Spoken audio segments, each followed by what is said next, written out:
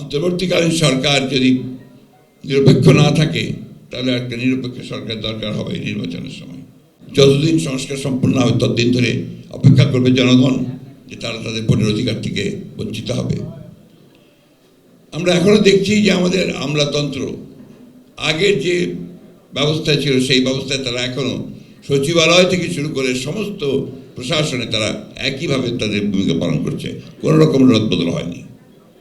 বিশ্ববিদ্যালয়গুলোতে লেখাপড়া প্রায় বন্ধ হয়ে গেছে, স্কুল কলেজগুলোতে সেই ধরনের লেখাপড়া আর হচ্ছে না, স্বাস্থ্য ব্যবস্থা প্রায় ভেঙে পড়েছে। এগুলো অতীত থেকেই এসছে, এখন সেগুলো কোনো পরিবর্তনের এত অল্প সময়ে সম্ভব নয়, কিন্তু আমরা সেই পরিবর্তনগুলো চাই।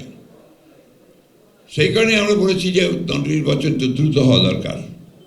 নির্বাচন দ্রুত হলে যে দল ক্ষমতায় আসবে তার যে রাজনৈতিক যে কমিটমেন্ট টু পিপল থাকবে, সেই কমিটমেন্টগুলো তারা পালন করার জন্য অবশ্যই দায়বদ্ধ থাকবে। আমরা কথা আমি গতকালও বলেছি, আমাকে একজন সাংবাদিক ভাই নিয়ে প্রশ্ন করেছেন যে অন্তর্বর্তীকালীন সরকার যদি নিরপেক্ষ না থাকে তাহলে একটা নিরপেক্ষ সরকার দরকার হবে নির্বাচনের সময়। আমি কথাটা বলেছি, তার কারণ আছে। কারণ হচ্ছে আমরা দেখছি যে বেশ কিছু বিষয়ে অন্তর্বর্তীকালীন সরকার নিরপেক্ষতা পালন করতে পারছেন না।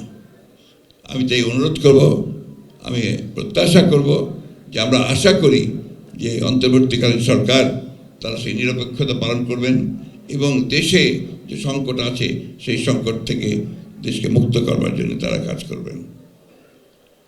আসাদের মৃত্যু, জহির সাইদের শাহাদাত বরণ এবং আরও অসংখ্য মানুষের জীবনদান ৭১ সাল থেকে শুরু করে তার আগে থেকে শুরু করে যে দান একটা সত্যিকার অর্থে গণতান্ত্রিক রাষ্ট্রের জন্য, সেটাকে যদি সত্যিকার অর্থেই আমাদের অর্থবহ করতে হয় তাহলে আমাদের যেটা প্রয়োজন হবে যে ন্যূনতম বিষয়গুলোতে আমাদের ঐক্যবদ্ধ হওয়া।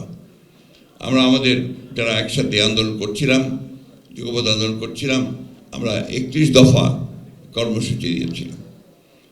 এখন যদি কোনো পরিবর্তন করতে হয় বা পরিবর্তন করতে হয় সেটাও সামনে আসতে পারে, কিন্তু ওটাকে সামনে রেখে কিন্তু আমরা এগোতে পারি।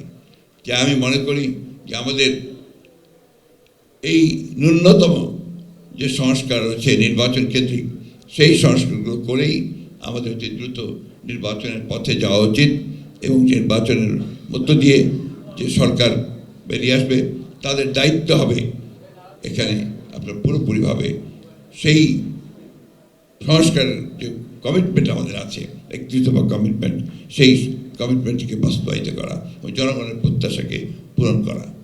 আমি বক্তব্য দীর্ঘ করবো না, আমি আগে বলছি আমি অসুস্থ।